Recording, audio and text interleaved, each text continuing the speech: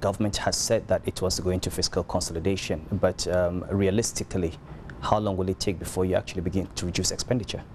I mean, if you're talking about reducing the size of governance, if you're talking about reducing the number of MDAs, if you're talking about reducing recurrent expenditure, how long is it going to take before you do that?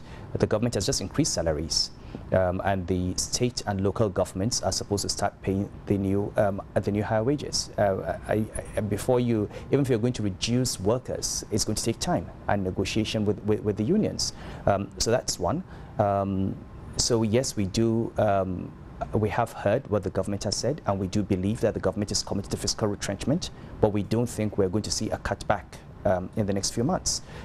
Secondly, remember that AMCON has gone through a first stage of buying non-performing loans. There's a second stage of recapitalizing the banks. So there's more AMCON activity that's coming in the next few months, and there's going to be more liquidity in the market. And you can see the pressures on the foreign exchange market at the moment. So on balance, we believe that there is the likelihood of moderation in food prices because we're going into the harvesting season, but we're going to continue seeing pressure on the input components and also on expenditure items.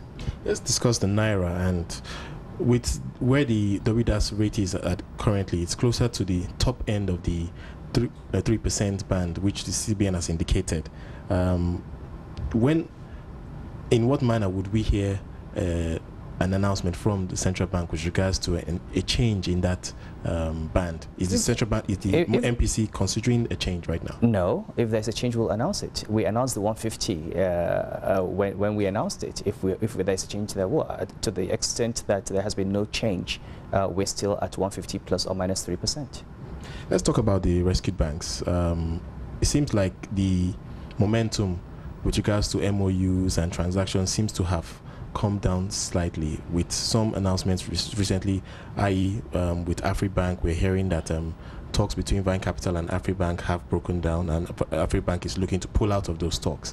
Where do we stand, and what are your thoughts on how we go forward? Well, you know, MOUs are signed, and then you go into a period that's called the negotiation of a transaction implementation agreement. Once you've announced the signing of MOU, you've got to wait for the parties to finalize on the transaction implementation, and that's going to be a period of 8 to 12 weeks within which they get all the approvals. All we do is say we have no objection to your going into that TIA. Then they get their shareholder approvals, get the court order general meetings, and that is a whole process going through the capital market. In the case of Afri, yes, we're aware that the MOU with Vine did not receive a central bank go ahead in terms of our saying we have no objections for issues that we have conveyed, for reasons we've conveyed to both parties. So there is a reserve bidder, and AfriBank would probably negotiate and sign an MOU with them.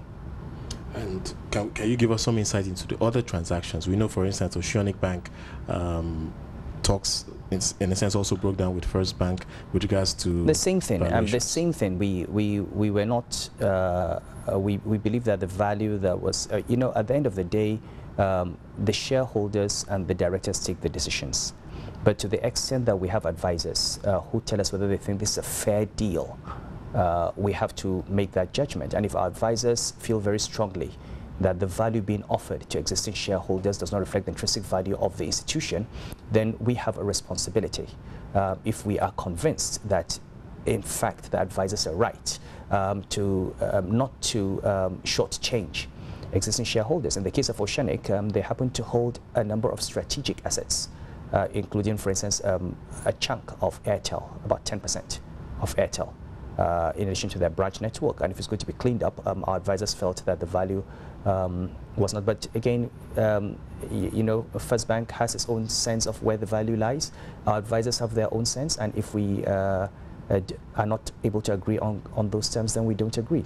But there are always options. There are a number of people knocking on the door for Oceanic.